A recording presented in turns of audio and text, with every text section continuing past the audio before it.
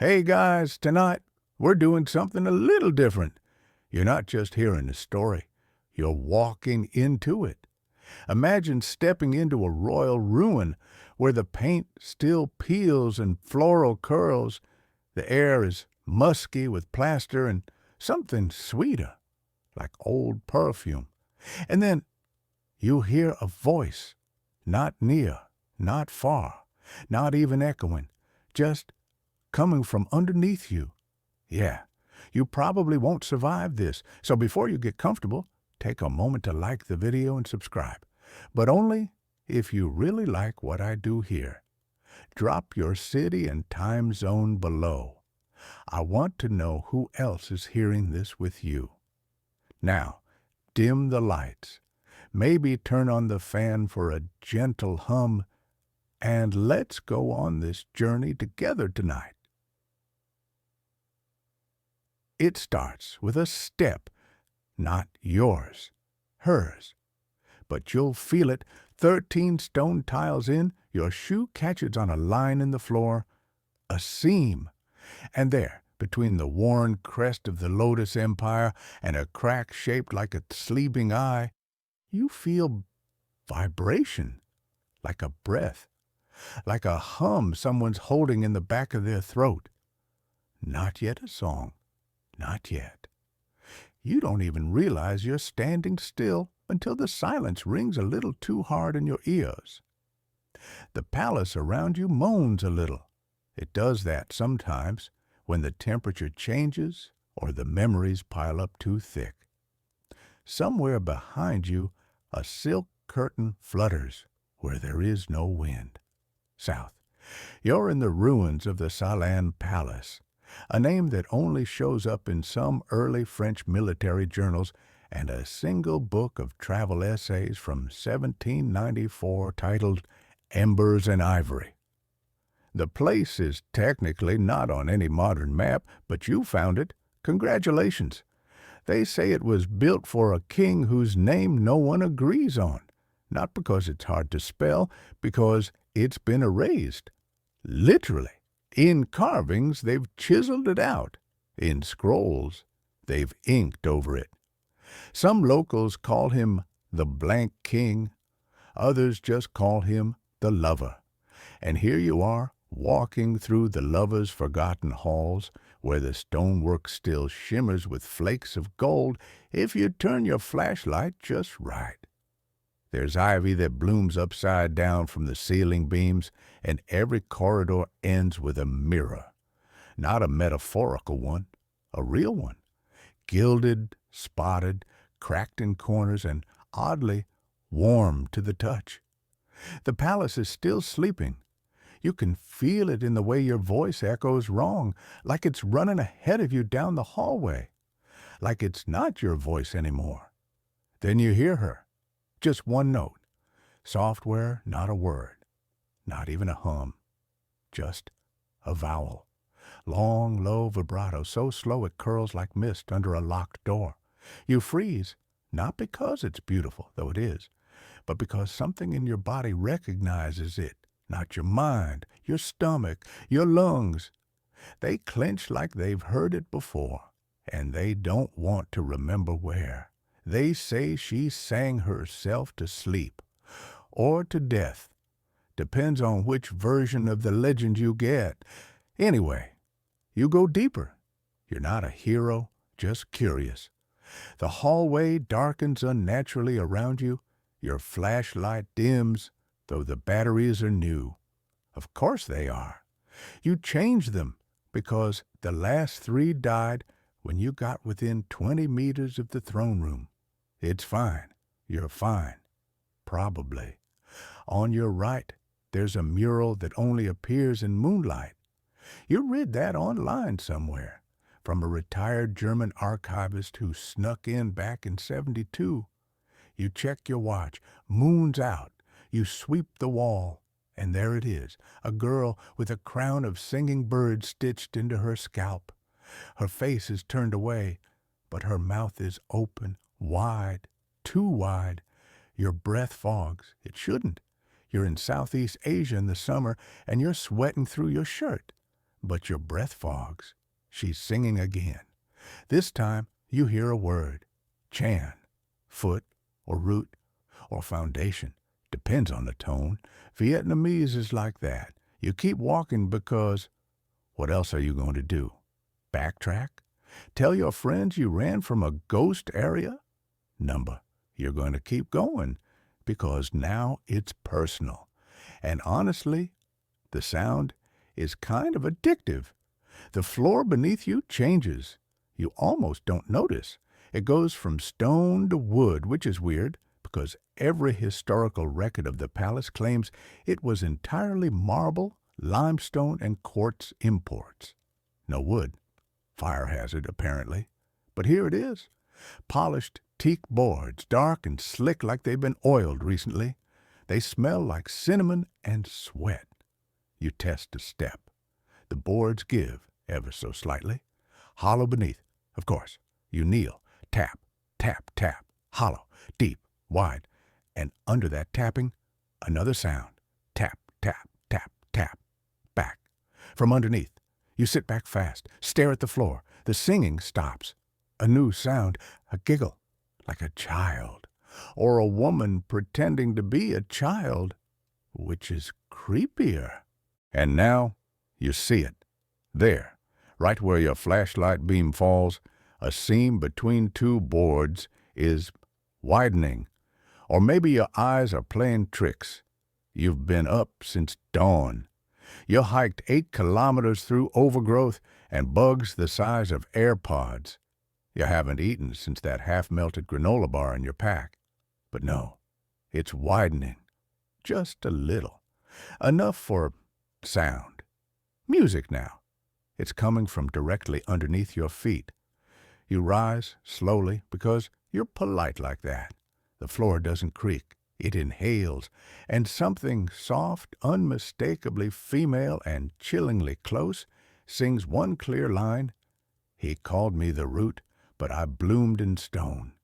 Then silence, until the next heartbeat, yours, loud, so loud you swear she can hear it. And then you feel it again, the vibration. You've stood on speakers before, big ones, concert subs. You know what it feels like when sound moves through your bones instead of around them. That's this. Except the note isn't familiar, it's microtonal, ancient, made for ears that don't exist anymore. You feel it in your teeth. So, naturally, you stay, because you have to know. You check your watch, 2:07 a.m., and that's when it happens. The light above you, moonlight, faint through a shattered skylight, catches something, a glint in the floor, a ring. You kneel, brush the boards. No ring, just a hole, circular, small, hidden under dust. You pull. The board lifts, creaking, moaning like a throat unsealing after 2 centuries, and down there, in velvet and shadow and the faint scent of camphor and roses, a hand, open, palm up, as if waiting, as if offering, as if remembering. You don't touch the hand. Not at first. You just stare at it. It's not skeletal. That's the first thing that makes your stomach knot. You expected bone, dust, maybe a silk-wrapped wrist so old it's become one with the velvet. But no, this hand is fresh, too fresh, pale, almost gray-blue like skin left too long in water. The nails are perfect, almond-shaped, polished, a color you can't name. Somewhere between plum and bruise, the fingers twitch. You drop the board, just drop it, loud, but not as loud as your pulse. You're already 3 steps back before you even think to breathe. Then comes the song. It's not loud. It doesn't need to be. It winds up through the cracks like steam, curls around your knees like an invitation. She's not screaming. She's not crying. She's singing. In that lullaby rhythm children use when they want to scare each other on purpose. Minor key, old cadence, words you almost recognize, but don't. Maybe Khmer? Old Khmer, if it is. Maybe even pre-Angkorian. You don't know. You never finished that linguistics minor, but there's something in it that feels like deja vu scraped with a spoon. You don't run, not yet, because the hand didn't grab you, and curiosity is stronger than fear, at least at this hour. You step back toward the opening, one board lifted, just one, a gap maybe 12 inches long. That hand is still there, still open, not twitching now, just waiting as if it knows you'll come back. Your flashlight flickers, goes out, dark, total. For half a second, you're blind, but not deaf. The song changes key, higher, like someone climbing stairs made of clouds and regret. And then, light, from below. There's a glow coming from the hole. You lower yourself to your knees again. Slow. The light pulses, soft as candlelight, but shifting colors. Blue to violet to something like deep ocean green. And there, inside, there's more than just a hand now. You can see fabric, velvet dark as wine at midnight, lined in gold, a coffin maybe, but vertical or tilted, and surrounding it, etched into the floor beneath, are carvings, symbols. They twist when you try to look directly at them, like someone wrote them using forgotten vowels. It smells like crushed jasmine and mold. The voice stops singing and speaks. "You found the root," she says softly, not angry, not scared, like she's pleased. You say nothing. You don't even swallow. Your throat is a lock, and your tongue is the key lost somewhere in your chest. She continues, "I am not buried. I am held. That is not the same." Then silence again. You lift the flashlight, shake it. It flickers, sputters, comes back dim. You shine it back into the hole, and she's gone. The hand is gone. The velvet is empty. No, wait.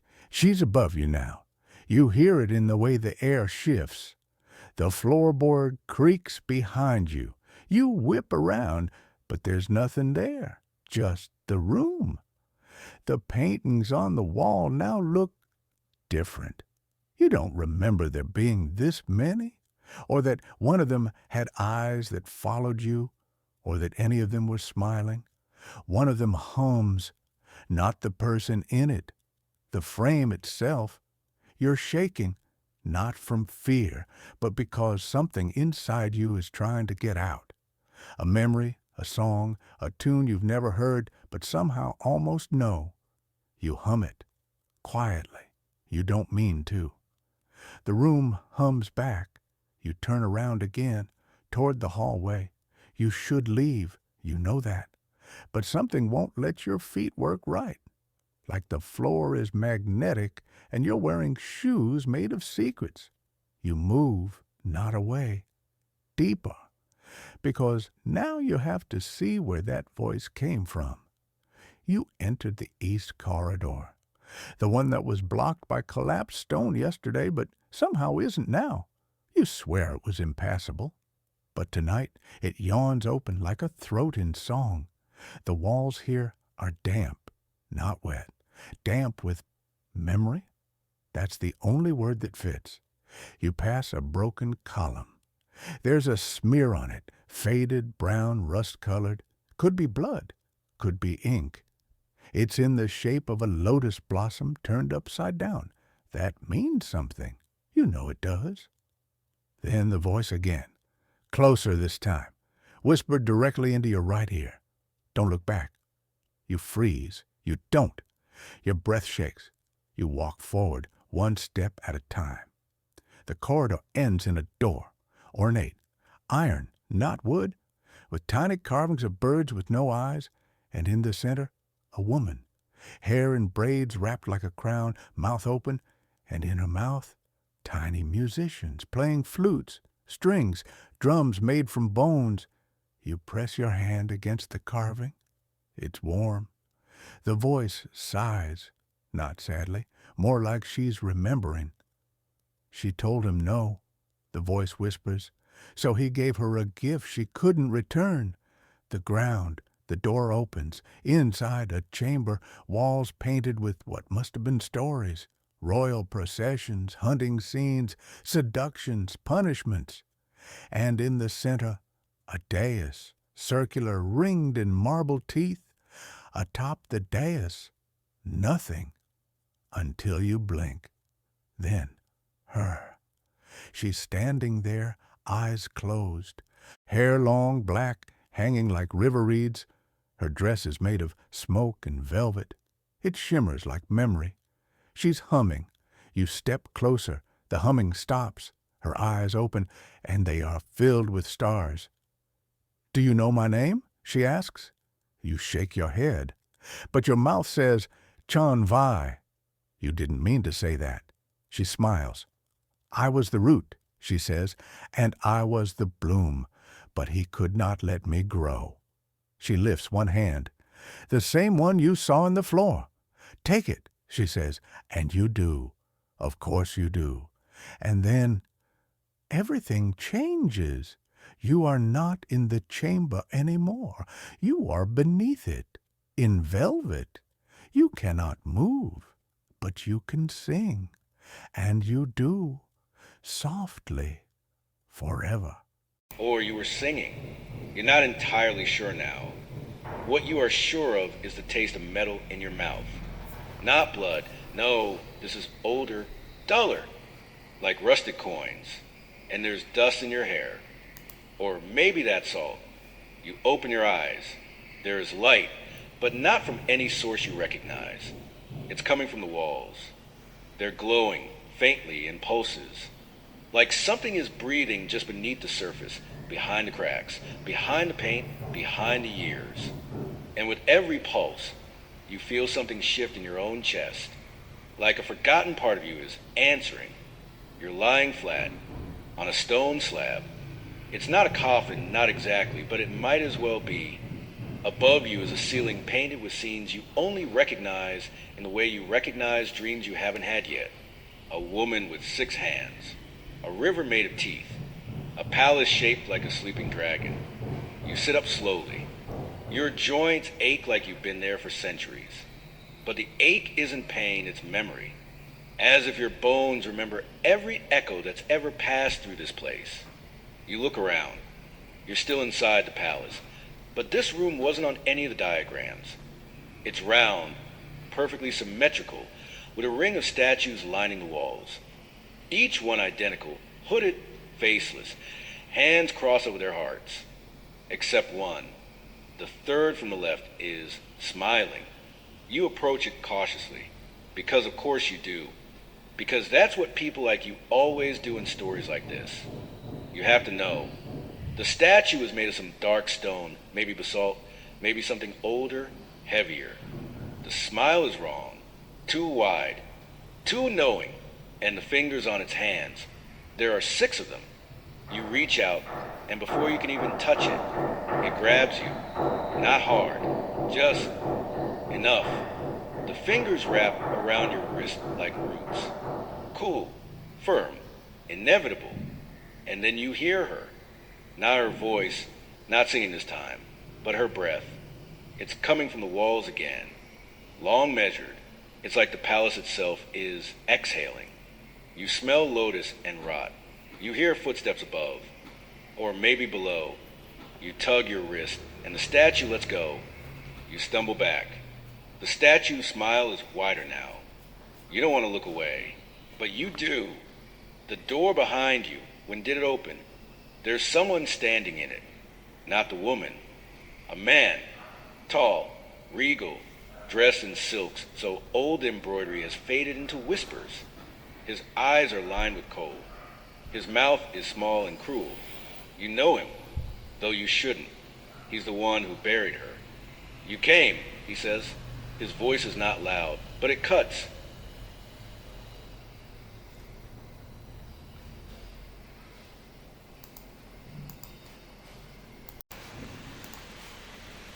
A memory floods in like floodwater through a broken gate. You are in a garden, there is music, there are bells in your hair. You are laughing. He is watching.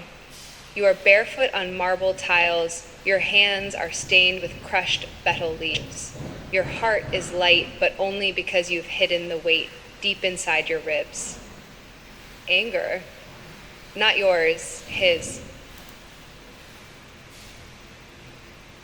Didn't hide well enough. A promise you broke without ever saying the words. You belong to me, he hisses. And then you're back, still standing in front of the statue. Alone again. The man is gone, but like something's changed. The room is breathing faster now, and there's water seeping in under the door. You try to back away, but the slab behind you has sunk into the floor. No way out. The water rises, knee deep. It's warm. Smells of jasmine and decay. You hear the hum again. Not a song this time, just a single note. Held too long. And floating on the water, a lotus. It's hers. You wake up face down, but not in a bed, not even on the floor. Stone, warm, breathing, like the world itself has lungs, and they are full of secrets. You push yourself up with shaky arms and find your palms coated in a fine layer of gold dust, no idea where it came from. You sniff your fingers. They smell like old temples and rain. You sit up slowly, and you realize you're in a throne room, or what used to be one. It's collapsed in places, vine-choked, roof half missing so the moonlight cuts the floor into diagonal blades. Moss grows on the arms of the thrones. There are 3, one large in the middle, 2 smaller ones on either side. None are empty. The figures are stone, but too lifelike, eyes too glossy, poses too relaxed. You stare. The one in the center, you know him now. You feel it in your jaw, that same tension from the vision, that coiled resentment curled behind your ribs. He's the king, the one who buried her. But that's not what he called it, not in his time. No, he entombed her. There's a difference. Burial is for the dead. Entombment is for the inconvenient. And she had been inconvenient. You walk slowly, instinctively around the dais. There are carvings etched into the base. Not Khmer, not Sanskrit, older. You don't read them. You feel them, and suddenly you know. This room was built after she was sealed, not to honor her, to contain her, to keep the story where no one could hear it, which makes what you're doing very illegal. Spiritually speaking, you glance behind you. There's a shadow in the doorway. No one there, but it's still darker than the rest of the room. You hear whispers, but not words, like paper burning in reverse. And then you notice something new. Your hands. There are markings. They weren't there before. Faint gold lines winding from your fingertips up toward your elbows like ivy. You trace them. They shift under your skin. They hum. You are being changed, and the palace isn't trying to stop it. In fact, it wants you to change. You hear music again, this time from the thrones. You look up. The statues are moving. Not dramatically, not all at once, but slowly, surely. The king's fingers twitch. The queen on his right tilts her head. The child on the left, was that a child before? Opens one eye. They are waking, and you are the cause. You take a step back and step on a loose tile. It sinks. A sharp hiss of air fills the room, and the wall behind the thrones peels open. Not cracks, not crumbles. Peels, like a door made of flesh and regret. Behind it, another staircase. Down, of course. You go, because you have to. Because something below still sings your name. The air down here is cooler. not cold, cool like temple shadows at noon. There are candles burning on both sides, even though you've never seen anyone light them. They're made of bone, probably human, and they don't melt, they pulse. The stairs descend forever, or maybe just 25 steps. Time doesn't work properly down here. When you reach the bottom, you find another door. But this one's made of glass. Thick, black, glossy, opaque until you get close. Then it becomes a mirror. You stare, but the reflection isn't you. It's her. She's standing where you stand, wearing your clothes. Her eyes are bottomless. She mouths something. You lean in closer. She mouths it again. You still don't get it. Then she writes it with her finger on the other side of the glass. 3 words. You were me. It doesn't make sense at first. Then it does. Because this isn't the first time you've been here. Not even the second. This is a loop. A curse. A memory folding in on itself like lotus petals after dusk. You press your palm to the mirror. It shatters inward, not violently, quietly, like breaking promises in a whisper. Beyond the shards, there's another room, cylindrical, a shaft stretching both upward and downward into infinity. There are symbols carved into the stone spiraling all the way up, all the way down, and floating in the middle, suspended in impossible air, the coffin. But now you see it's not a coffin.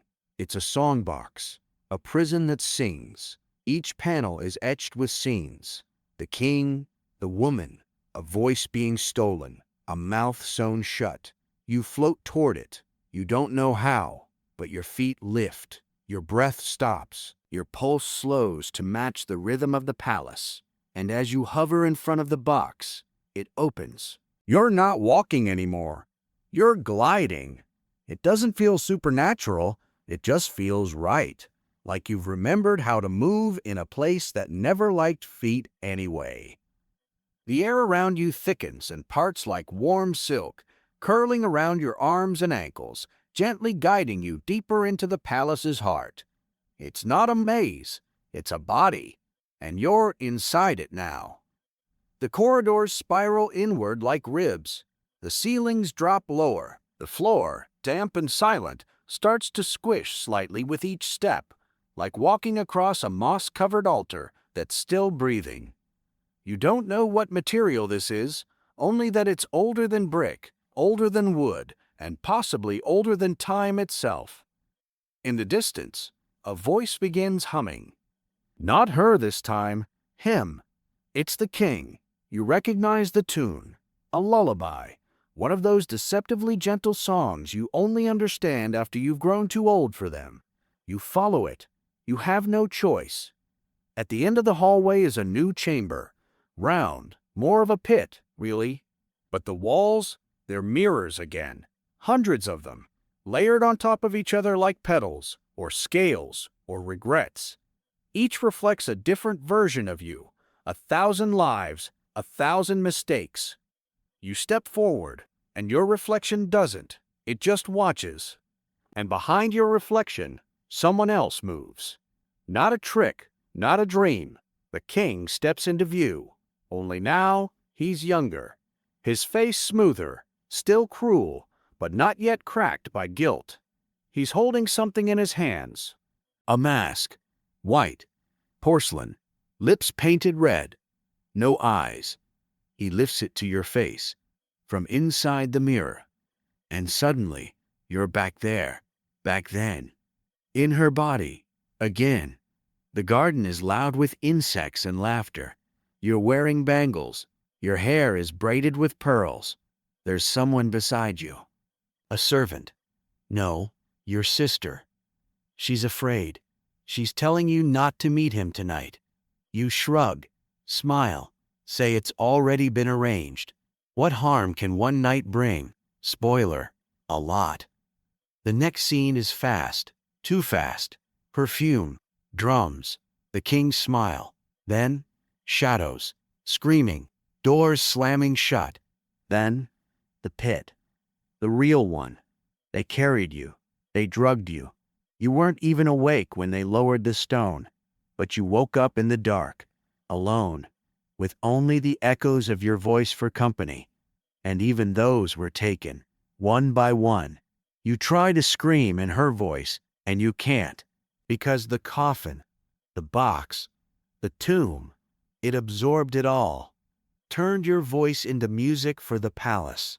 That's why it homes. That's why it sings, because it's made of you. And now it's made of you again. But you aren't helpless anymore. Not this time. You smash the mirror with your bare fist. It shatters. You're not afraid of the glass. You like the way it cuts your hand. The blood disappears into the air, shimmering as it goes, like the palace drinks it, like it needs it. The floor beneath you begins to open, not crumble, not fall, just open, revealing a spiral staircase made of ribs. Yes, ribs. And as you descend, you count them, 12 on each side, the exact number of people who betrayed her, the ones who stood in silence, the ones who watched her buried alive beneath this very palace and said nothing. And one of those people was you. In a past life, you were her sister. You knew what the king planned, and you let it happen, not because you were cruel, but because you were afraid. You wanted to live, and living meant silence. You reached the bottom. There's no door this time, just a veil, thin, silk, red. You stepped through it, and now you're in her chamber. The real one. The one he built after the entombment, deep in the stomach of the palace, where no one could hear her scream. The walls are soft and round, the color of old blood. The ceiling pulses like a heartbeat. In the center is a pool, black water, still, perfectly reflective. You kneel beside it. You don't see your face. You see hers. And she smiles. This time, not sad, not vengeful, just tired. You ask her out loud, "Why me?" And she answers, with a voice made of wind and rust and memory, "Because you let me die." And you remember the moment when you could have warned her, the moment when you looked away, the moment when you heard the shovels and kept walking. You break, not dramatically, not with sobs, just softly. You curl on the edge of the pool. You weep without sound, because you've given it all away. Your voice, yourself, your timeline. But she doesn't hate you. She reaches out from the water and touches your cheek and says, "You can stay." You ask, "As what?" And she whispers, "As me." And the pool begins to ripple. Your body starts to dissolve. Not painfully, not grotesquely, just gently, like sugar in warm tea. You become. Your fingers forget their shape. Your thoughts unravel into music. Your memories spread across the walls. The palace accepts you, not as prisoner, as home. The door to the chamber closes behind you. And above, the palace sings louder than ever before. And someone, somewhere, steps into the courtyard. A visitor, another one. You smile, because you remember how the story begins. You are the story now. You hum. At first, it's instinct. A thread of vibration traveling up from your chest, slipping between your teeth like a wisp of steam. But the note that escapes your throat, your new throat, doesn't just echo, it climbs. It winds itself around the roots of the palace like ivy, like a signal, like a switch. And somewhere above, the halls shift, not metaphorically, not poetically, physically. The walls lean inward, staircases turn into ramps, balconies melt into columns.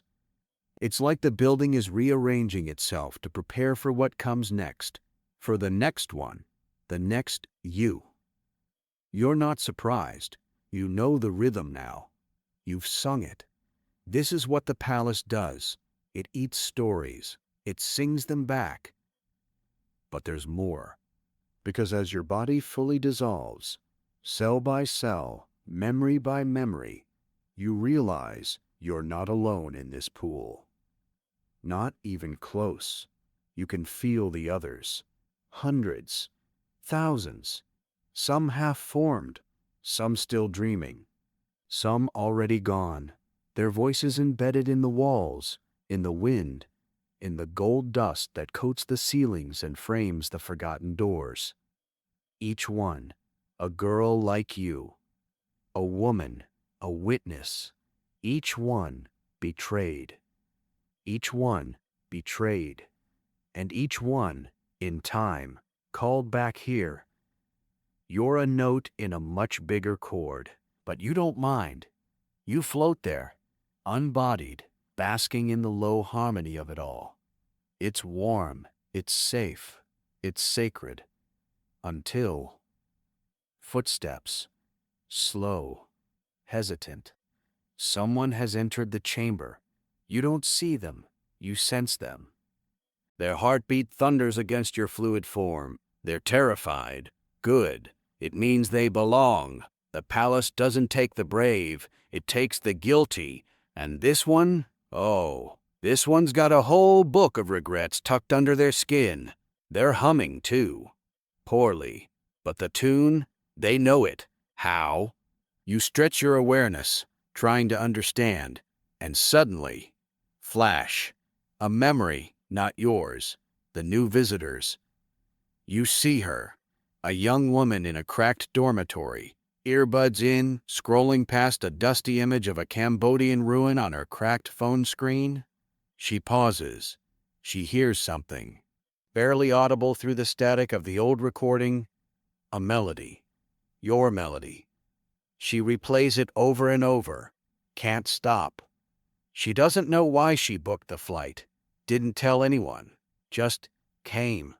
Now she's here, in your chamber, kneeling by the pool, calling to you. You are pulled, against your will, upward, out of the pool, out of the warmth, back into a shape, a skeleton, a breath. And there she is, looking down at you. Who are you? She whispers. You try to answer, but you no longer have a mouth. Your voice moves through the room in waves. The palace hums with it, and you feel it again, that pulse, as the glass floor beneath her shifts, tilts. She doesn't notice. She's too caught in your story. That's always how it begins. She opens a notebook, begins sketching, writing. She's going to tell the world. That's not allowed. You try to warn her, but she smiles and sings back, perfectly. Each note clear, each phrase correct. And then it clicks. She's not here to learn. She's here to replace you. This is no accident. She's from a line that remembers, a bloodline that carries the melody like marrow. She doesn't want to be saved. She wants to become, like you did, like all of you did. And now it's your turn to watch. You return to the pool. No resistance this time. You've had your verse. She will sing the next. But something's different this time.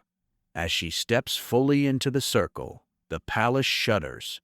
Not gently, not with grace, but violently, like it wasn't ready, like it didn't consent.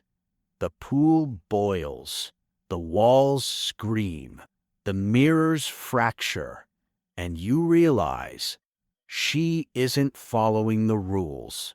She's not being devoured. She's dismantling. She tears open her chest, figuratively, and throws her name into the pool, the name that was stolen generations ago. And that name, it was yours, your true name, the one the king erased when he buried you beneath the palace, the one you forgot. But she remembered, because she found the lullaby and rewrote the ending. The story begins again, but this time you're not a ghost. You're free. For the first time in centuries, the palace cannot hold you now, and so it breaks. Not all at once, slowly, beautifully. It weeps you out like a bad dream. You rise, not floating this time, walking, out of the chamber, out of the stairwell, out of the golden veins of the walls, up, up, until you reach the throne room again. It's empty, dusty, ruined. The palace has gone dormant. It knows its song has ended, and yet its silence is hopeful.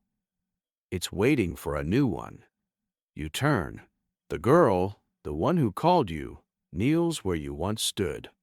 She hums, and from her back, black feathers begin to sprout. The palace accepts her, and so do you. You bow your head, step through the arch, and leave. Out into the night, out into the now. The world is brighter than you remember, and somewhere behind you, far below, the palace sings again, but softer this time, less of a warning, more of a farewell. You breathe, not the ghost kind of breath, not the underwater hymn of ancient memories, but actual breath. Your chest rises. Air, crisp and slightly scented with burning resin, fills your lungs. You blink in the darkness. You're in the forest now, and the palace is gone, not ruin, not sunken, just absent, like it never was. You turn around, trying to orient yourself, but there's only bamboo and banyan trees stretching high above like cathedral columns. And somewhere in the distance, soft and too perfect to be birdsong, you hear the echo of your own voice. The palace may have vanished, but the memory hasn't. It never does. It rides you like steam curling off old paper. So you walk, barefoot. The earth is soft, spongy with centuries of wet leaves and forgotten paths.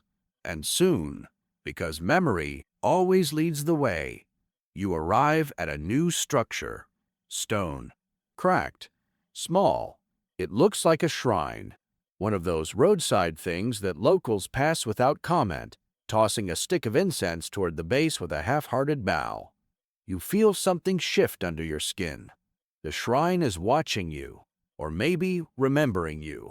You kneel, because something tells you to, and your hand reaches forward to touch the little stone figure tucked in the shrine's center. It's a woman, head bowed, one hand covering her mouth. You know her. You were her. You are her. Your fingers brush the stone, and the world yanks you backward. Not physically, just narratively. You're not in the forest anymore. You're in a market, centuries ago. The kind where pigs roast over open pits, and hawkers scream over one another, and children splash through dirty puddles with coins in their mouths. You're her again, but this time, younger, less royal, less adorned. You're a street girl, and you're singing. Loud, proud, voice like sugared fire, and the crowd loves it, until he hears, the king again, but younger, smoother, less obviously cursed. He hears you, and you see it happen. His gaze latches, coils, and burrows, like a fishhook behind the eyes. He smiles. He buys your song, not with coin, with attention. And back then, that was enough. You didn't know how dangerous it was to be noticed. No one warned you. Not your mother, she was already gone. Not your friends, they envied you. And not the court, because the court doesn't warn, it waits. So you followed, and the palace rose before you, again, gleaming this time. Not the beast you know now, but a glittering promise, a dream. And when you crossed the threshold, You didn't notice that it sighed, that the stones whispered, that the doors closed just a little too slowly. Because back then, it wasn't a trap, it was a script, and you were the main character. But the part they gave you was always silent, always still. You were there to decorate, to flatter, to suffer gracefully. And when you refused, when you sang too loud at the banquet, or danced too freely in the Lotus courtyard, or dared to laugh when he made a joke, they rewrote you, buried the original draft of you beneath the palace floor. Literally. You see now, it wasn't punishment, it was editing. He made you quiet, permanently, until your silence became music, a twisted little irony. And the palace? It fed on that contradiction, that beautifully packaged torment. And it flourished. But here's the twist. You're not in the past now. You're in a memory of a memory, like a hall of mirrors, but made of smell and song and dust. And something, someone, is following you in it. A presence. Not the girl who replaced you. She's busy singing now, coaxing the palace into a new shape. This is someone older. You feel him, the king.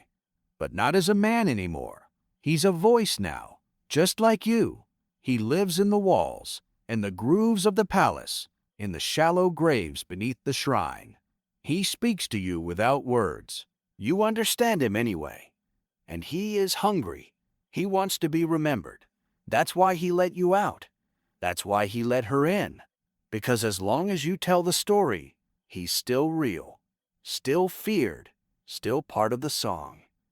You turn, slowly, and behind you, there's a mirror where the shrine should be.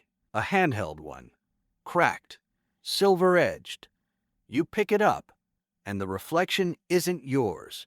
It's his, but not the way you knew him.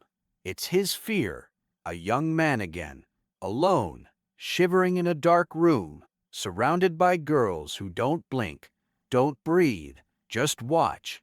It's a vision, a prophecy, a warning. He's not a king in this version. He's the sacrifice. And the palace? The palace isn't singing for him anymore. It's singing to him, calling him home. You lower the mirror, and in that moment, the shrine burns. No flame, just silence. It collapses into ash, and you realize he's returned. Not in body, in story, in them, in whoever listens. Because every time someone hears this tale, every time you tell it, they carry a piece of him away, like embers in their pockets.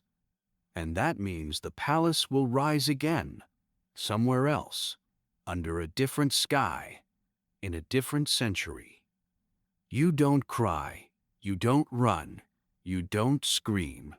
You sing, soft, sweet, a song of endings. And when you're done, the forest has gone still again.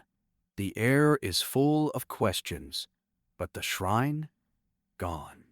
Like you were never there, only the scent remains, and the hush of a memory just about to resurface. You keep walking. The forest no longer feels like a forest, more like a skin. It stretches around you, impossibly wide, yet intimate, like a memory you haven't lived through yet. The trees are too quiet, and the sky above pulses faintly, as if it's remembering daylight from some other life. You don't feel like yourself anymore, because what is yourself now? You were a girl, then a voice, then a curse. Now something else, something aware. The dirt path curves beneath your feet, and as it winds, so do your thoughts. You remember the way your body once moved through space, how your hair used to cling to your temples in monsoon heat, how palace silk whispered between your legs when you danced for no one. But those aren't yours anymore. They belong to someone you used to be. Now, you're a vessel for something wider, older, more patient. You're the echo that teaches, the ripple in the dark.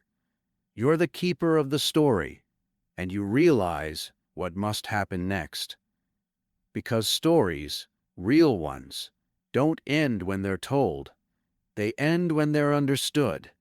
So you do the only thing you can. You turn and walk back into the past. Not metaphorically, not in memory, literally. Time bends like reeds as you step between two stones. Nothing elaborate, just a broken gate eaten by vines. And suddenly, you're in the first palace. The one before the one before the one before. Not gold yet, not cursed yet. Just clay walls, rice wine, laughter. You see the girl again. You. Only you haven't sung yet. You're just sitting by a woven window, threading flowers into your hair and whispering the tune under your breath, too shy to let it out. And suddenly it hits you. You could change it. You could warn her, step forward, say anything, stop the song before it ever gets sung, before it becomes powerful, before it gets stolen. But the minute you try, you feel it, the resistance, a pressure, like walking into a monsoon wind made of memory. The world doesn't want you to interfere. The story has inertia, rules, momentum. It's alive. You hesitate, and in that pause, a boy walks past, slender, smiling, a court aide. He hears your younger self humming and pauses, head tilted. You have a beautiful voice, he says, and that's it. That's the moment. Not the king, not the court, him. An anonymous boy who carried the tune into the palace and said, "There's a girl in the lower quarters who sings like the rain." That's how it began, with kindness. That's the horror of it. You thought the curse started with cruelty, but it didn't. It started with attention. You step back. You can't change it, not directly, but you can understand. And as you accept that, the palace begins to form around you again. Not the brutal one, not the later one. This one is soft, young, hopeful. The kind of palace that believes its own lies. And for a moment, you think maybe this version could be good. Maybe this is the version of the story that ends with peace. But no, because you know the pattern now. You walk into the grand hall, bare feet slapping against smooth tile, and the acoustics catch your breath before you even speak. It's already tuned to you. That's how the curse works. It doesn't wait for cruelty. It waits for a sound. And when it hears it, it begins again. You can't change the start, but maybe you can change the end. You follow the melody upward, tracing it like smoke. Through empty chambers, half-finished murals, shadows that haven't yet learned to haunt. And at the top, a room without windows, a throne without a ruler, a mirror without reflection. You step into it, and suddenly you're everywhere. All versions of the palace collapse into you. You're standing in the chamber of mirrors from your first death. You're kneeling by the pool of tears from your second becoming. You're sitting on the rooftop watching the girl you were sing for the wind. And all at once, they see each other. You see yourself. Time folds inward like a lotus. And the song? It finishes. For the first time ever, you sing the final note. A minor key. Quiet. Like regret tucked into silk. And just like that, it ends. The mirrors darken. The palace sighs. The loop closes. And silence rushes in to take its place. But it's not empty, not scary. It's earned. You fall forward, weightless, boneless, like a story that no longer needs to be told. But before you hit the ground, before everything unravels completely, you feel one last thing. A touch. Someone's hand on your shoulder. Soft, human. And you hear a whisper. Thank you. You don't know who said it. Maybe the girl who came after. Maybe the girl you once were. Maybe the thousands you carried with you. But it doesn't matter, because you're free. Not from pain, but from repetition. You've sung the ending, and that changes everything.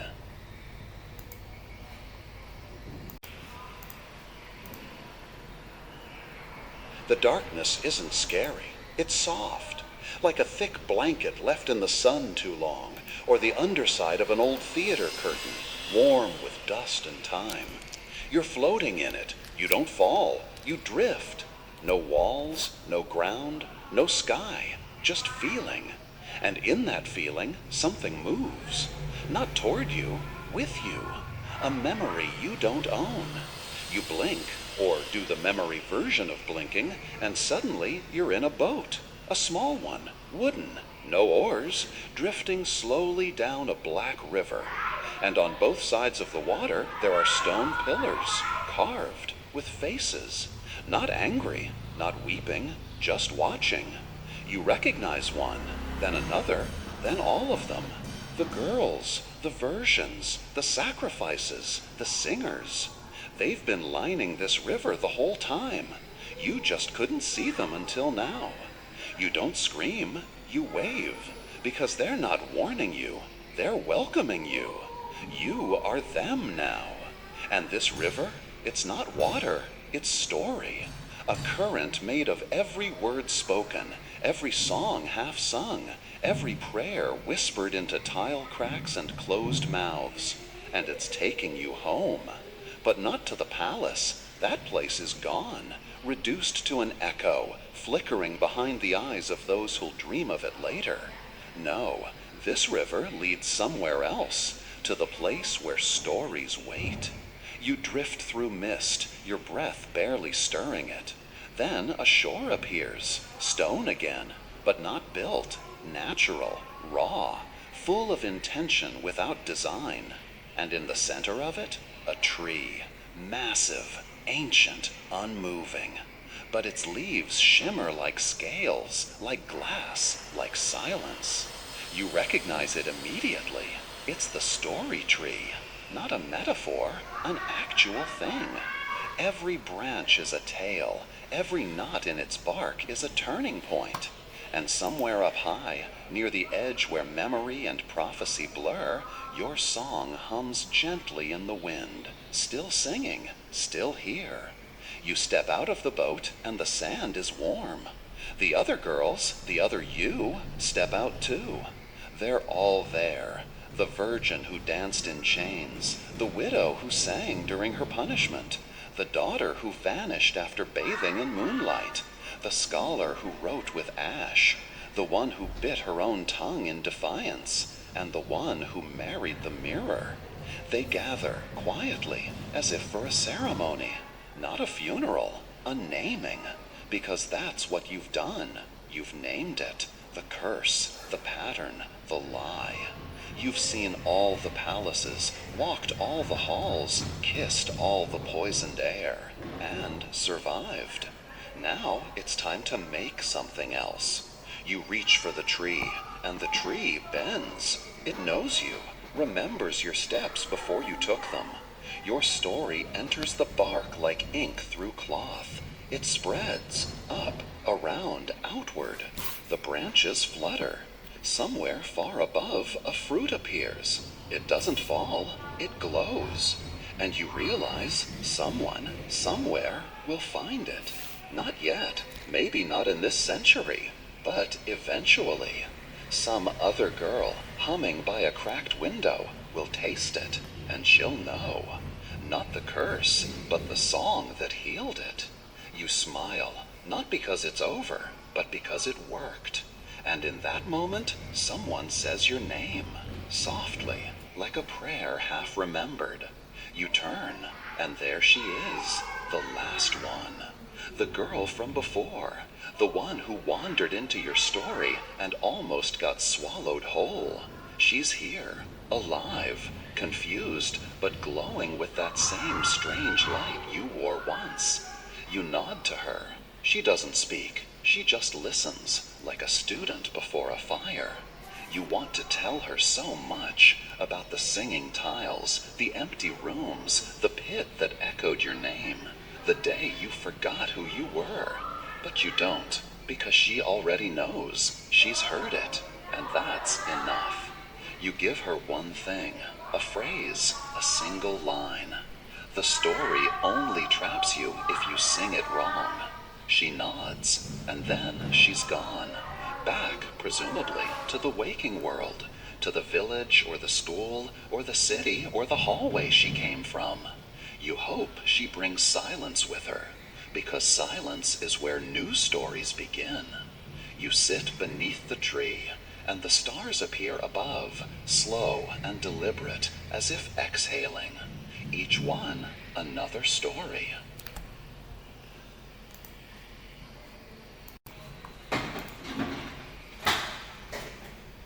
The tree breathes. Not the way lungs do, but the way stories do. Slow, deliberate, full of cycles. You sit at its roots, the air vibrating softly with sound you don't recognize but understand completely. It's not your song anymore, it's everyone's. And that's the strange thing. You thought your voice was stolen, cursed, shattered. But here it is, part of a chorus woven through leaves and stars, braided with other lives you've never touched, but somehow still remember. Time doesn't work here. You aren't sure how long you sit. A second? 100 years? The tree doesn't care. It remembers all of it. And you? You're beginning to remember more than you ever lived. Like the others. The girls not from your palace, not from your dynasty, not from your river. One of them approaches now. She's older, wiser. Her voice is smoke and thunder, like a mountain echoing to itself. She says her name is Saya, and she remembers a volcano. Not a metaphorical one, a real one, hot and cruel and obsessed with offerings. They threw her in because she smiled at the wrong priest. But the mountain didn't burn her. It kept her, like the palace kept you. She tells you this with no bitterness, only reverence. She touches the tree, and another fruit glows. Another girl comes. This one doesn't speak, she just cries. Endless, quiet tears. Not because she's sad, because she's remembering. Her story was never told. She drowned before anyone heard it. But here, you hear every word. They come in waves, soft and splintered. A well of whispers. A prince who locked her in a jar. A staircase that led only down. A mirror that wouldn't reflect her unless she screamed. You close your eyes. You feel all of it. And with each new tale, the branches shift slightly, like a loom tightening its threads. This tree isn't a monument. It's a machine. Powered by sorrow, maybe, but refined by intention. You were buried alive beneath a palace. You sang, you cursed, you wandered, you learned. And now? Now you tend the tree. Others arrive. You lose count. Some from Asia, some from before maps. Some who never had names, only numbers or colors or prayers whispered by grandmothers in half-forgotten kitchens. One girl swam up through a frozen lake and came here breathless, teeth still blue. Another stitched her own skin with words until it became a map, and the map led her here. A third? She simply followed her shadow until it left her. Now they all sit together beneath the tree. Some hum, some rock gently, some feel dark and find secrets hidden in the grain. But all of them remember. And here's the strange part. Not one of them wants to go back. Not really. Because back there, they were questions. Here, they are answers. And the world will hear them. Because somewhere, someone always hears the last note. The one that doesn't fade. The one that waits. One night, a door appears. Not a metaphor, a literal door. It's made of rice paper and moonlight. It floats 2 inches above the moss. No handle, just a feeling. And you know, with the quiet certainty of myth, that she's coming. The girl from the village. The one who almost died inside your story. She arrives quietly, barefoot, blinking like she stepped out of a fever. She holds something, a paper talisman. You recognize the handwriting. It's yours, from before you were buried. when you wrote secret songs behind panels and slipped them into the sleeves of noblewomen. She found one, and she followed it here. She steps forward, looks up at the tree, doesn't speak. But the tree knows her, and a branch lowers, a leaf unfolds, and a single line is whispered into her mind. Sing it your way. She nods, steps back through the door, and is gone. Back to the world, the present, the noise. But this time, she carries you with her, not as a curse, as a memory. And that's how it starts, the new story. Not one of punishment or silence or rage, but one of return, of remembering, of refusing to vanish. The girls beneath the tree smile. One by one, they stand and vanish too, not into death, but into presence. You don't mourn them, you become them, because you're no longer just the girl who was buried alive. You're the story itself. And stories, they never truly die. They just wait for the right voice to sing them again.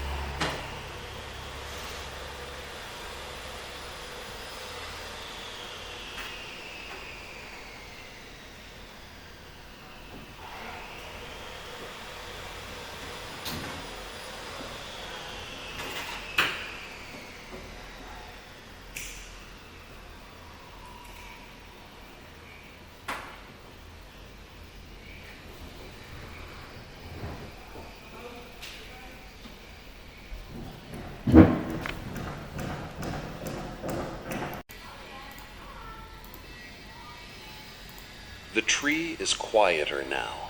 Not silent, no, never that, but resting. It hums beneath your fingertips like a sleeping animal, warm, coiled, content. And somewhere inside it, your song continues, threaded through roots and bark and memory, no longer lonely, no longer scared. You wander a bit, past the mossy stones, past the whispering grass, until you reach the edge. It looks like a cliff, but there's no drop, just fog. Not the spooky kind, not the cold kind. This fog knows you. It parts gently as you breathe. And standing just beyond it, him, the boy, the one you tried to save, the one who left, or was taken, or simply chose not to remember. He's older now, worn, softer. He doesn't look like a prince anymore, just a boy who once knew a girl beneath a palace and forgot to sing for her. He doesn't speak at first, just nods, like he knows he shouldn't be here but couldn't stay away. You almost ask him how he found this place, but the answer's obvious. He followed the sound, yours, still echoing in whatever's left of the real world, still bleeding through dreams, still riding the wind in cracked palaces and sunken temples. You sit across from him. You don't speak yet, because you're not sure he deserves it. But still, you listen, because maybe the listening is what saves you. He starts slowly, tells you about his silence, how it was easier to forget, how forgetting felt like a gift until it curdled into guilt. He says your name like it's a bruise. He remembers the last day, you singing through dirt, him walking away. He says he heard you, every word. But by then, the curse was inside him too, telling him you weren't real, that your voice was just part of the punishment, and that if he believed you, he'd be buried too. You believe him, and you don't. That's the strange thing. The longer you sit, the more you understand. Belief is optional here. This place isn't powered by facts. It runs on story, and stories are messy.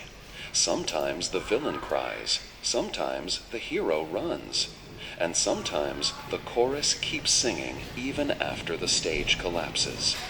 You forgive him, but not with words, just with breath, with presence. You touch the fog between you. He vanishes, like smoke from a forgotten candle. And you don't mourn him, because now you remember.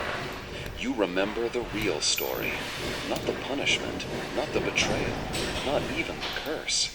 The before, the soft nights, the ink-stained fingers, the stolen bread in the garden, the way you both laughed when the lanterns floated upside down during Ghost Month. You hold that memory like a stone in your pocket, not because it matters to anyone else, but because it's yours. The fog thickens. You keep walking. It isn't a return, it's a loop. This place isn't meant to be stayed in. It's meant to be understood, used, shared. So, you walk back, to the tree, to the girls, to the soil that still smells faintly of blood and jasmine. And you find something waiting for you, a doorway, different this time. It's made of brick and iron and sound. You can hear your voice on the other side, faint, broadcasting. It's her, the girl who escaped. She's telling your story, not the cursed one, the full one. She's got headphones on and a cheap mic, and her voice shakes every third word. But she knows. And as she speaks, the doorway pulses, an invitation. Do you go? Maybe, maybe not. But one thing's for sure, you're not afraid anymore. Not of forgetting, not of being buried, not of being misunderstood. Because now your voice isn't trapped, it's planted. And every time someone hears it, the fruit grows brighter, the roots dig deeper, the curse withers a little more. And you smile, because you were buried alive beneath a palace, and you still sing there. But now, the song is yours, and it never stops.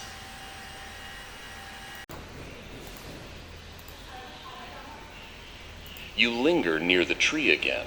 Its leaves ripple in response, not from wind, but from recognition. Every time you return, it reshapes itself slightly. New names etched in bark, new stories nestled in hollows like sleeping birds. You brush your fingers against a knot in the wood and feel a child's laugh, trapped from long ago. Her name lost to time, but her mischief still preserved in a splinter of memory. And then you hear it, a different song. It doesn't belong to you, or the girl from the village, or even the boy who remembered too late. It's lower, rougher, not human. You follow it. It leads you past a collapsed shrine, where incense once burned for ancestors who never came home. Past a wall of masks, each one whispering a warning in a dialect long extinct. And there, in the clearing beyond, half light, half shadow, you see it. A woman. No, not quite. A creature made of mourning, skin like cracked lacquer, eyes filled with still water, hair braided with coins and crushed bones. She's kneeling, singing. Her song is a lullaby, but not for a child, for a city. You blink. Behind her, rising like a mirage in the mist, are towers, temples, rooftops layered like scales. It's an entire kingdom, half sunken, half buried in time, and it's weeping. Not with tears, but with memory. The stones remember every footstep. The doors remember every betrayal. And this woman, she remembers it all, because she was the city. You approach. She doesn't flinch. Instead, she hums louder. You feel the weight of it wrap around you. Oppression, ambition, sacrifice, revenge. The city wasn't destroyed by war or famine. It collapsed from within, from fear. A fear of girls like you, girls who sang, girls who questioned, girls who asked what was beneath the throne and didn't like the answer. And so, they built a kingdom of silence, buried every melody, sealed every secret in clay. But the songs leaked through. They always do. She tells you, without words, that you are not the only one who sang beneath stone. There were others, too many to name. They whispered beneath wells, behind bricks, inside bells that no longer rang. And some, they didn't wait for rescue. They became the ghosts, chose to linger, to rattle chains and flicker lights and howl through hallways, not out of vengeance, but out of defiance, because even in death, they refuse to be quiet. The woman reaches for you. Her hands don't touch. They remember. And in that remembering, you feel it all. A princess sewn into her own veil, a servant drowned with censers tied to her ankles, a midwife buried in the sand for saying the emperor's baby wasn't breathing. All of them here, in this place beneath stories, still singing, still glowing, faint and furious. You step back. The city behind her flickers, one last time, and then collapses into ash, but not erasure, rebirth, because you carry it now. You hum the song as you walk, back to the tree, back to the memory, back to the soft, shifting truth. You were buried alive. You were silenced, but not erased. Not when she is telling your story now. Not when you still walk the forest. Not when the tree grows new branches each night, ready for the next voice. And that's when you see her. A little girl, modern, hoodie, backpack, headphones tangled. She's not lost. She came looking. She found the story, your story, online. A horror podcast, titled She Was Buried Alive Beneath a Palace. She listened, and now she's here. She doesn't scream. She doesn't run. She just nods, like she already knows how the story ends. And then, bold as thunder, she sings. Off key, cracked, too fast, but it works. The tree answers. And just like that, a new branch blooms. You don't tell her what to do. You don't need to. She knows. This is her song now, too. You smile, because once you thought the horror was being buried, but the true horror would have been being forgotten. And now, that's no longer possible. Not with girls like her. Not with songs like yours. Not with a world slowly, surely remembering. You're near the tree again. Its leaves ripple in response, not from wind, but from recognition. Every time you return, it reshapes itself slightly. New names etched in bark. New stories nestled in hollows like sleeping birds. You brush your fingers against a knot in the wood and feel a child's laugh trapped from long ago. Her name lost to time, but her mischief still preserved in a splinter of memory. And then you hear it, a different song. It doesn't belong to you, or the girl from the village, or even the boy who remembered too late. It's lower, rougher, not human. You follow it. It leads you past a collapsed shrine, where incense once burned for ancestors who never came home. Past a wall of masks, each one whispering a warning in a dialect long extinct. And there, in the clearing beyond, half light, half shadow, you see it. A woman. No, not quite. A creature made of mourning. Skin like cracked lacquer. Eyes filled with still water. Hair braided with coins and crushed bones. She's kneeling, singing. Her song is a lullaby, but not for a child, for a city. You blink. Behind her, rising like a mirage in the mist, are towers, temples, rooftops layered like scales. It's an entire kingdom, half sunken, half buried in time, and it's weeping. Not with tears, but with memory. The stones remember every footstep. The doors remember every betrayal. And this woman, she remembers it all, because she was the city. You approach. She doesn't flinch. Instead, she hums louder. You feel the weight of it wrap around you. Oppression, ambition, sacrifice, revenge. The city wasn't destroyed by war or famine. It collapsed from within, from fear. A fear of girls like you, girls who sang, girls who questioned, girls who asked what was beneath the throne and didn't like the answer. And so, They built a kingdom of silence, buried every melody, sealed every secret in clay. But the songs leaked through. They always do. She tells you, without words, that you are not the only one who sang beneath stone. There were others, too many to name. They whispered beneath wells, behind bricks, inside bells that no longer rang. And some, they didn't wait for rescue.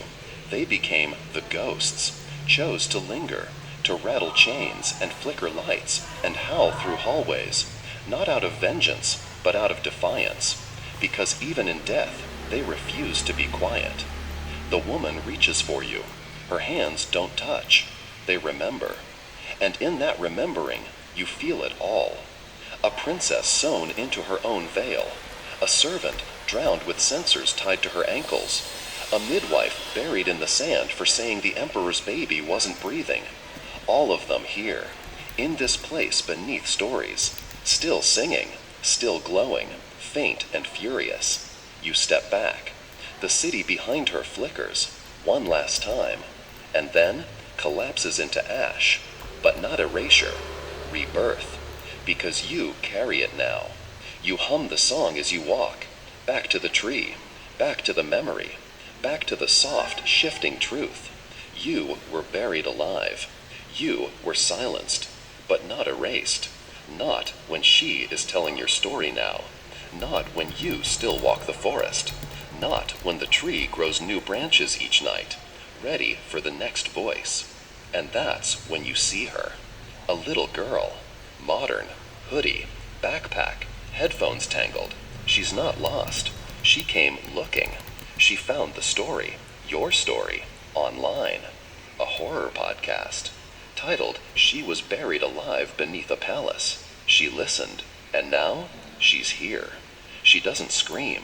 She doesn't run. She just nods, like she already knows how the story ends. And then, bold as thunder, she sings. Off key, cracked, too fast, but it works. The tree answers. And just like that, a new branch blooms. You don't tell her what to do. You don't need to. She knows. This is her song now, too. You smile, because once you thought the horror was being buried, but the true horror would have been being forgotten. And now, that's no longer possible. Not with girls like her. Not with songs like yours. Not with a world slowly, surely remembering.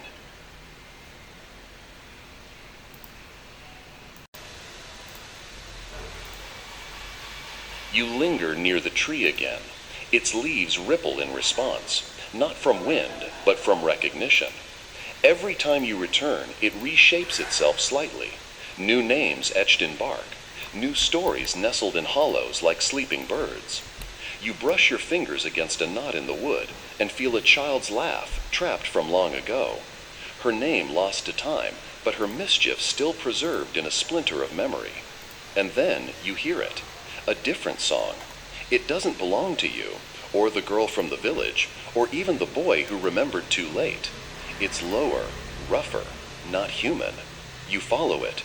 It leads you past a collapsed shrine, where incense once burned for ancestors who never came home. Past a wall of masks, each one whispering a warning in a dialect long extinct. And there, in the clearing beyond, half light, half shadow, you see it. A woman. No, not quite.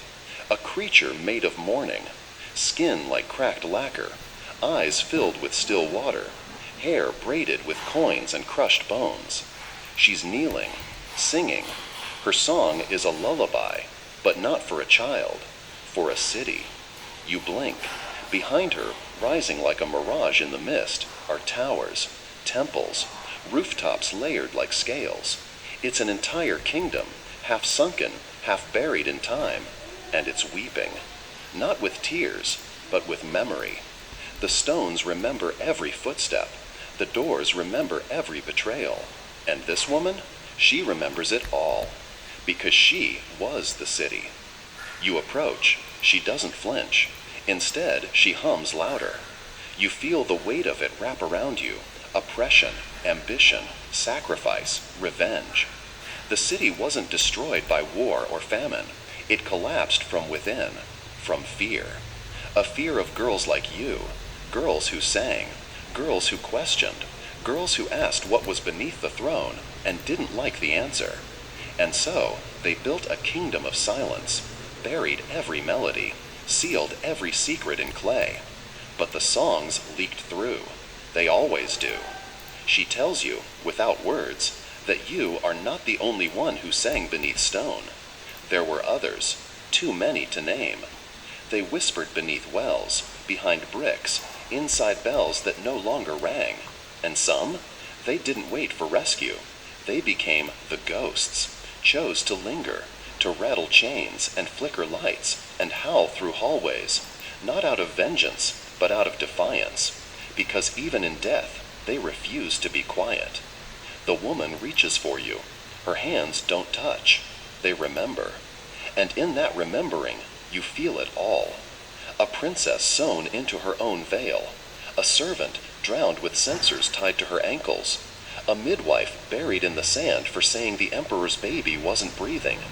All of them here, in this place beneath stories, still singing, still glowing, faint and furious. You step back. The city behind her flickers, one last time, and then collapses into ash, but not erasure, rebirth, because you carry it now. You hum the song as you walk, back to the tree, back to the memory, back to the soft, shifting truth. You were buried alive. You were silenced, but not erased. Not when she is telling your story now. Not when you still walk the forest. Not when the tree grows new branches each night, ready for the next voice. And that's when you see her. A little girl, modern, hoodie, backpack, headphones tangled. She's not lost. She came looking. She found the story, your story, online.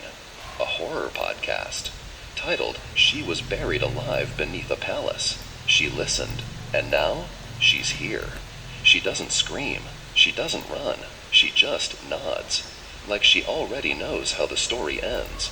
And then, bold as thunder, she sings. Off key, cracked, too fast, but it works. The tree answers. And just like that, a new branch blooms. You don't tell her what to do.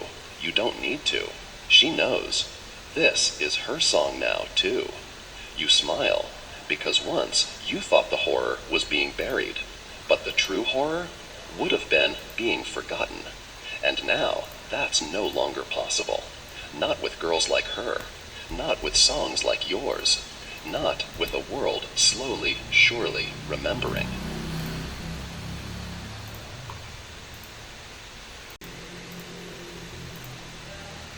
You linger near the tree again. Its leaves ripple in response, not from wind, but from recognition.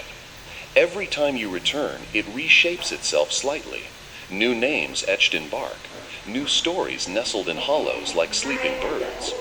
You brush your fingers against a knot in the wood and feel a child's laugh, trapped from long ago. Her name lost to time, but her mischief still preserved in a splinter of memory. And then you hear it. A different song. It doesn't belong to you, or the girl from the village, or even the boy who remembered too late. It's lower, rougher, not human. You follow it. It leads you past a collapsed shrine, where incense once burned for ancestors who never came home. Past a wall of masks, each one whispering a warning in a dialect long extinct. And there, in the clearing beyond, half light, half shadow, you see it. A woman. No, not quite. A creature made of mourning, skin like cracked lacquer, eyes filled with still water, hair braided with coins and crushed bones. She's kneeling, singing. Her song is a lullaby, but not for a child, for a city. You blink. Behind her, rising like a mirage in the mist, are towers, temples, rooftops layered like scales. It's an entire kingdom, half sunken, half buried in time, and it's weeping. Not with tears, but with memory. The stones remember every footstep. The doors remember every betrayal. And this woman, she remembers it all, because she was the city. You approach. She doesn't flinch. Instead, she hums louder. You feel the weight of it wrap around you. Oppression, ambition, sacrifice, revenge. The city wasn't destroyed by war or famine. It collapsed from within, from fear. A fear of girls like you, girls who sang, girls who questioned, girls who asked what was beneath the throne and didn't like the answer. And so, they built a kingdom of silence, buried every melody, sealed every secret in clay. But the songs leaked through. They always do.